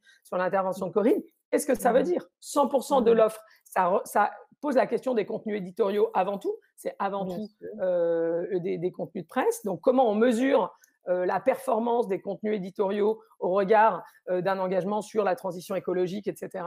Et je pense qu'on est aussi, ça marque aussi la fin d'une époque où on disait non mais la RSE, rassurez-vous, c'est pas du marketing chez nous.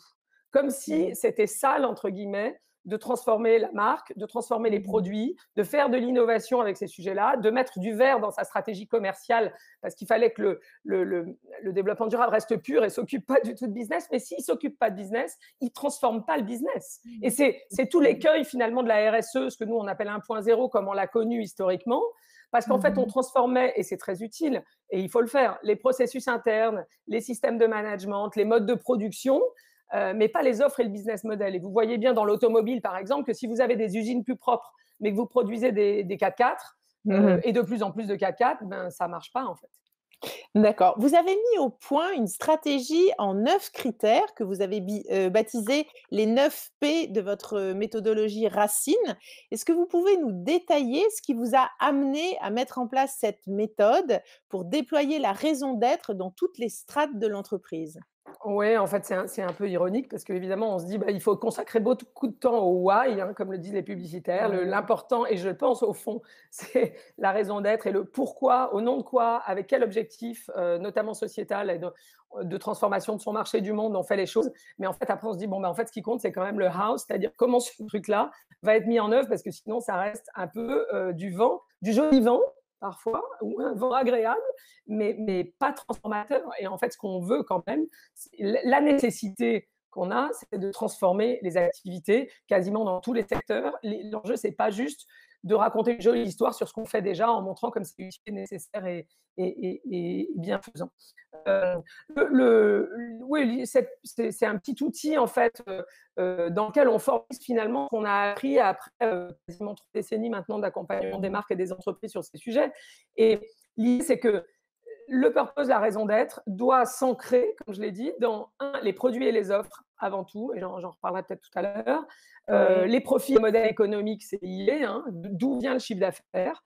Dans les processus internes, sur la façon dont on prend les décisions sur les sujets clés, sont les investissements, les acquisitions, l'innovation. Où est-ce qu'on met l'argent en fait pour préparer demain? C'est bien le sujet de Greenpeace avec les investissements R&D. Dans les pratiques quotidiennes, évidemment, les achats, la production, ça c'est la RSE un peu classique. Et encore une fois, je ne dis pas qu'il ne faut pas continuer à la faire.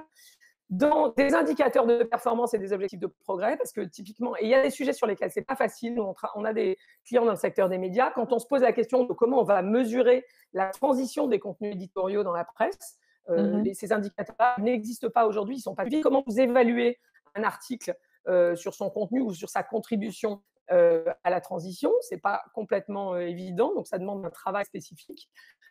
Dans le recrutement et la formation des personnes, c'est-à-dire que clairement, si vous ne formez pas les gens, d'ailleurs c'est une des premières questions dans le questionnaire Bicorp, quand vous dites oui, on a une raison d'être dans nos statuts, etc., ils vous disent comment vous formez les gens dessus, et comment vous mettez des incentives pour vos dirigeants sur la réalisation de cette raison d'être. Parce que si ça est suspendu et que les gens ne sont pas formés, vous ne pouvez pas leur reprocher de ne pas être alignés avec le sujet. Si on ne dépend pas au moins partiellement de ces sujets-là, on leur envoie des messages totalement contradictoires, etc. Ensuite, dans l'écosystème de parties prenantes aussi, c'est-à-dire que si vous avez une mission sociétale, il est fort à parier que vous ne soyez pas les seuls au monde à vous intéresser à ce sujet-là. Vous pouvez y contribuer de manière significative eu égard à qui vous êtes, vos activités, etc. Mais il y a plein d'autres gens avec lesquels il y a des choses à faire. Donc, comment l'écosystème de parties prenantes est construit autour de la mission? Évidemment, le positionnement de la marque, sa capacité à emmener ses clients dans ce combat. Si les clients n'ont même pas conscience de ce à quoi vous vous engagez et à quoi ils contribuent en achetant vos produits ou vos services, il y a un petit sujet. Et pour finir, dans les lieux de la marque, il y a beaucoup d'entreprises qui ont évidemment des boutiques, mais des usines. Enfin voilà, il y a la question de la matérialisation locale pour pas que la raison d'être reste hors sol, en fait. Hein, c'est bien l'enjeu des racines, est hyper importante. Oui, donc effectivement, rien n'échappe au tamis de la RSE chez vous. Je veux peut-être qu'on revienne sur le premier point, en fait, qui est est-ce que vous pouvez nous donner les points clés de cette méthode donc, pour l'ancrage effectif dans les produits et les offres? Mais je pense que l'idée clé de ça, c'est de comprendre, et c'est d'ailleurs l'idée clé de cette transition culturelle qu'on a à faire, et par parenthèse, les médias, notamment ceux qui ciblent les entreprises comme Stratégie, ont un rôle majeur à jouer, ou les échos, c'est qu'il faut bien comprendre, parce que les dirigeants d'entreprises, ceux qui dirigent les entreprises aujourd'hui, n'ont pas été formés à ces sujets-là. Il faut quand même bien avoir ça en tête. Déjà, les nouvelles générations de dirigeants le seront, ça dépend un peu de leur formation, j'ai envie de dire, mais enfin, ils le seront plus. Mais donc, les dirigeants actuels n'ont pas été formés. Et donc, il est nécessaire de leur faire comprendre assez profondément que ce dont on parle, ce n'est pas juste des innovations technologiques qui vont rendre tout vert comme par miracle et on va pouvoir garder, rassurez-vous, la même croissance. Moi, je crois beaucoup qu'il faut un récit positif pour embarquer les gens, mais on ne peut pas non plus raconter n'importe quoi. Donc, l'idée qu'on va pouvoir continuer comme avant grâce à la technologie ou grâce à quelques ajustements à la marge au modèle actuel, ça ne marche pas, et ça ne marche pas dans la plupart des secteurs. Encore une fois, je trouve que le wake-up call de 2020, c'est cette histoire de réduction des émissions drastique, dû à des circonstances complètement exceptionnelles, mais qui correspond à ce qu'on doit faire chaque année maintenant jusqu'en 2050, sans arrêter nos activités. Et donc, ce qu'on attend, ce dont on a besoin, c'est d'un changement profond et d'une transformation radicale des offres et des modèles économiques. Et si on ne s'y attelle pas maintenant, et si on pense que c'est juste une question d'écrire une mission assez générique et de la mettre dans ses statuts, on passe à côté du sujet. D'où le fait que si le why est important, il faut vraiment travailler sur le how. Je vous donne deux exemples. Il y a eu le leader du burger en Scandinavie, qui est une entreprise qui s'appelle Max Burger, s'est engagé fortement sur le climat, parce qu'évidemment, un burger égale bœuf égale quand même enjeu climatique, entre autres, mais notamment. Donc, ils sont engagés à devenir, ça a été les premiers à afficher l'étiquette climatique de leur burger, comme on affiche l'étiquette nutritionnelle. Et puis, ils se sont engagés à devenir même un peu plus que neutre en carbone, mais positif, c'est-à-dire à restaurer en fait la planète et pas juste à compenser, j'allais dire, les effets. Pour faire ça, ils se sont engagés à ce qu'un burger sur deux de ce qu'ils vendront, effectivement, même pas de ce qu'ils proposent, de ce qu'ils vendront, soit végétarien en 2022. Vous imaginez, regardez, non pas en sortant de cette réunion, mais allez regarder ce que proposent les enseignes de burgers en France. Le burger végétarien, dans la plupart des enseignes, il n'est même pas à la carte normale. Il est en promo de temps en temps pour, je sais pas quoi, la semaine de l'environnement, la journée mondiale de l'environnement ou que sais-je. Donc, la transition qui consiste à garder les clients en proposant un burger sur deux qui soit végétarien, avec plein d'enjeux environnementaux, etc. derrière, hein, elle est majeure. Donc, il faut faire évoluer les offres. Vous regardez aujourd'hui les entreprises de Marks & Spencer à Philips, à Nike et même à Galeries Lafayette, c'est des entreprises qui ont emboîté le pas à des gens comme Patagonia qui travaillent sur 100% de leur offre. Et ces entreprises-là sont aujourd'hui engagées à avoir, selon leur niveau de maturité sur les sujets, entre 25 et 100% de leurs produits qui portent une garantie développement durable qui n'est pas donnée par l'entreprise elle-même, mais qui repose autant que possible sur des certifications externes, etc. Donc, c'est hyper exigeant. Ça ne va pas se passer en un an, ça ne va pas se passer en 6 mois. Moi, je pense qu'il faut 10 ans à peu près pour qu'une entreprise, mettons qui ne serait pas du tout engagée là-dedans, ait fait la transition de ses offres, de ses pratiques, etc., et soit reconnue, puisse être reconnue comme un leader sur le sujet. Donc, il faut s'y mettre assez rapidement. Mmh. Vous avez une grande conviction concernant l'ancrage socio-écolo, local. En quoi est-ce que c'est un levier essentiel pour vous? Bah, ça évite littéralement, à l'engagement, ce que je disais tout à l'heure sur la raison d'être hors-sol. Moi, Mmh. je trouve que la métaphore agricole, elle est pas si mal en fait, là-dessus parce que c'est un peu, comme, aujourd'hui, vous pouvez acheter une tomate, qui a une bonne tête, mais qui a été intégralement produite, sous serre dans du coton avec des produits phyto, en fait, qui a jamais vu la terre, plus dans des pays où elle a jamais vu le soleil non plus et où les conditions de cultivation et de collecte sont pas, top socialement Mmh. et vous pouvez mettre en face une tomate de plein champ, a priori, c'est la même, d'accord? Mmh. C'est un peu le Canada Dry de l'engagement ou de la tomate. C'est-à-dire que c'est a priori, c'est la même, mais en réalité, la tomate de plein champ, elle n'a pas les mêmes qualités nutritionnelles, elle n'a pas les mêmes qualités gustatives, elle n'a pas le même récit d'ailleurs, elle n'est pas connectée de la même façon au terroir, au travail des humains, elle raconte pas la même histoire littéralement, et par ailleurs, elle n'a pas la même résilience, c'est-à-dire que la tomate sous serre, vraisemblablement, au bout de 2 jours, elle est ramollie et moisie, et la tomate de plein champ, elle dure une semaine sans problème. Et donc, l'engagement et l'entreprise, c'est pareil.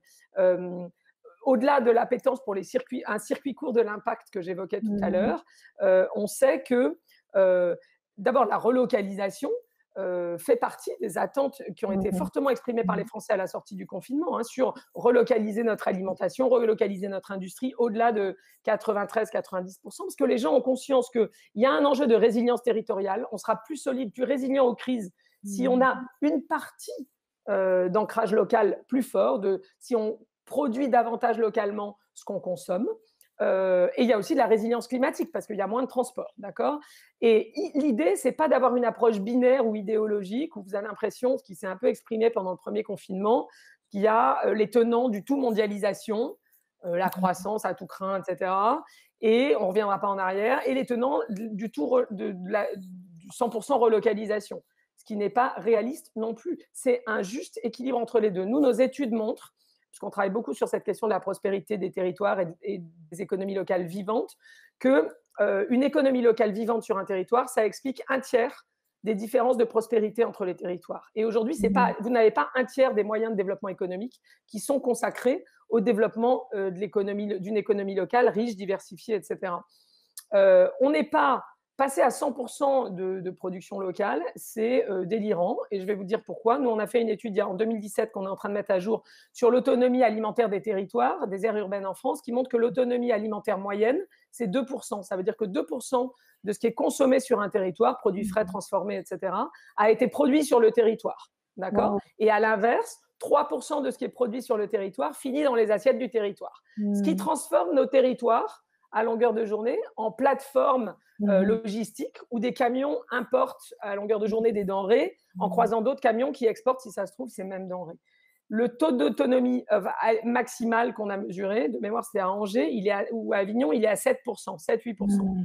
D'accord? Donc, on ne va pas passer de 2% en moyenne et 7% au max à 100% demain matin, même en 10 ans.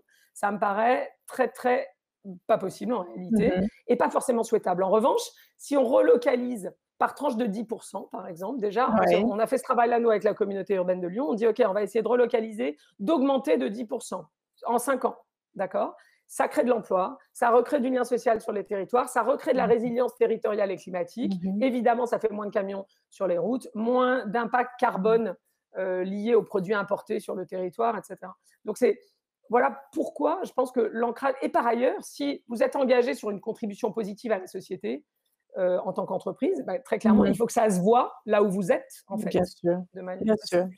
Un autre des éléments essentiels pour vous, c'est le positionnement des marques? Oui, en fait, c'est assez simple. Ça rejoint ce que j'ai dit tout à l'heure sur les offres. C'est-à-dire Ouais. qu'il faut s'engager certes, s'engager publiquement, c'est s'exposer, et y compris Mmh. s'exposer aux critiques, etc. Mais si on veut transformer les offres, il faut clairement que ça soit intégré de manière très explicite et très forte, et non pas à la marge, au positionnement de la marque, au discours qu'elle tient à ses clients. Ça tombe bien, puisque chez les millennials, par exemple, Mmh. à peu près 80% disent qu'ils veulent être mieux informés des engagements des marques qu'ils consomment, et 70% disent qu'ils veulent même être impliqués aux côtés des marques dans les engagements etc. Donc, c'est parfait. Et on voit aujourd'hui qu'une vaste majorité des consommateurs, je crois que l'étude de Havas, Meaningful Brands, dit que c'est le taux moyen dans le monde, c'est 80% des gens depuis 2018 attendent des marques qu'elles s'engagent activement à résoudre des problèmes socio-environnementaux. Donc, il faut bien le mettre dans le positionnement, ce n'est pas à la marge. Par ailleurs, nous, on a fait cette étude qui s'appelle l'Observatoire des marques positives, dont la dernière mouture en 2018 montrait qu'un consommateur qui perçoit, à juste titre ou pas d'ailleurs, mais ça c'est un autre sujet, l'engagement positif d'une marque, voit son intention d'achat multipliée par 2,4 en moyenne. Et c'est supérieur sur les secteurs où les gens ont l'impression qu'en fait les marques ne font pas grand-chose. Typiquement, sur banque assurance, c'est 5,2 le coefficient multiplicateur. Dans la mode, c'est 4. Dans l'automobile et les services automobiles, c'est 6, etc. Dans le tourisme et les transports, c'est 4,7 de mémoire. Donc, voilà, évidemment que si vous faites tout ça, il faut le mettre dans l'engagement public de la marque. Et par ailleurs, je trouve que c'est une façon de s'obliger à faire évoluer les offres et ça reboucle avec mon point de tout à l'heure. S'engager. Alors peut-être en étant un peu concret, j'aimerais bien que vous nous détailliez un peu, peut-être rapidement parce qu'on n'a plus trop de temps, mais le travail que vous avez entrepris avec la Voix du Nord. Pour rester sur les médias. Voilà, et puis après on parlera peut-être de Pompot pour être sur vraiment sur autre chose. Ouais. Mais non, mais sur la PQR, et on a un autre client en ce moment, la presse quotidienne régionale, c'est hyper intéressant parce que ça croise deux sujets dont on a parlé, le changement culturel, les médias ont un rôle majeur à jouer sur ce changement-là, et puis le sujet du fait de ne pas être hors sol et d'être ancré là où on opère et de travailler finalement à la transformation là où on se trouve. Et clairement, dans la PQR, l'objectif avec la Voix du Nord, en fait, c'était effectivement de travailler sur le repositionnement de la Voix du Nord, finalement, parce que la presse, quand même, et notamment la presse quotidienne régionale, souffre. Hein. Et l'idée, c'est de se dire déjà, c'est avant tout par le journalisme qu'on va sauver le journalisme. C'est-à-dire, c'est OK, les médias se diversifient, mais enfin, s'il faut que tous les médias deviennent des agences de com pour trouver un modèle économique, ça ne marchera pas. On sait qu'on a besoin de la démocratie, les territoires, avec la multiplication des fake news, on a besoin de journalistes de qualité. Il y a plein de nouveaux formats, je pense à Brut, etc., qui sont engagés et qui fonctionnent plutôt bien. Donc, on voit que le journalisme existe encore, les médias existent encore. Il y a, Corinne en a parlé tout à l'heure, l'engagement de Guardian, qui est devenu le premier média certifié Bicorp au monde. Donc, il y a vraiment des matières à faire des choses. Dans le cas de la presse quotidienne régionale et notamment de la Voix du Nord, l'objectif, on s'est dit, en travaillant sur le repositionnement, la raison d'être de la Voix du Nord, on s'est dit qu'en fait, on avait un territoire qui est, comme souvent, complexe, c'est-à-dire les gens ont à la fois cette fierté d'être ch'tis, entre guillemets. Je dis ça, moi, toute ma famille vient de Méditerranée, donc mais il y a à la fois cette fierté et en même temps, quand on les écoute, cette idée de « Ah oui, mais en fait, on est un territoire compliqué parce qu'il y a beaucoup de chômage ». Très vite, le discours sur tous les problèmes du territoire vient assez fortement. Assez rapidement. Exactement. Et donc, on s'est dit, l'objectif du journal, c'est de contribuer à restaurer la fierté des gens du Nord. Et la raison d'être qui a finalement été proposée et acceptée par le journal, c'est ensemble écrire la nouvelle histoire du Nord. Il y a aussi une histoire de nouveaux récits, de nouveaux imaginaires pour demain à inventer. Il y a plein de choses qui ont été faites derrière. Ils fêtaient leurs 75 ans. Donc, c'était à l'occasion aussi des 75 ans. Il y a eu 75 ateliers de rencontres partout sur les territoires avec les lecteurs et d'échanges sur ce qu'ils attendaient demain comme rôle de la part de la Voix du Nord. Ils ont créé une plateforme collaborative qui s'appelle Nouvelle Histoire pour justement aider à arbitrer entre les sujets, les façons de traiter les sujets, avoir un retour en continu des lecteurs. Ils ont évidemment retravaillé une charte éditoriale hyper exigeante avec des indicateurs de mesure derrière, notamment sur la question de comment on évalue les contenus qu'on publie, pas juste les pubs, il y a la question des pubs, mais il y a la question des contenus éditoriaux. Et puis, ils ont lancé un certain nombre de projets. Alors, un projet de reboisement de la région qui a donné lieu à plusieurs numéros spéciaux, parce que c'est la région la moins boisée de France, un projet d'éradication du harcèlement scolaire. Donc, en essayant de s'attaquer à des problématiques du territoire et en montrant comment, finalement, le journal peut être une plateforme de mobilisation des énergies. Ils ont créé le premier salon du Made in Nord pour montrer qu'il y avait justement sur le sujet de la production locale beaucoup de dynamisme dans les produits locaux, etc. Donc voilà, donc je pense que c'est un exemple. Oui, oui, très complet du Et ça ne se travail. voit que dans le temps, hein. Le sujet de cette D'accord. histoire d'ancrage de la raison d'être dans les pratiques, c'est pas en 6 mois. Donc là, je vous donne les premiers exemples, les premières initiatives qui ont Mmh. été posées. Mais finalement, et comme sur la raison d'être et la loi Pacte d'ailleurs, on pourra juger que dans le temps de est-ce que ça a D'accord. transformé les choses de manière Mmh. significative ou pas. Et alors autre exemple qui m'intéresse, c'est pomme pote parce qu'au Ouais, fond, c'est vrai qu'a priori, c'est de la compote, conditionnée, de ouais, manière individuelle, donc je pas vois bien. très développement durable. Alors quel travail et quelle démarche vous avez entrepris avec eux?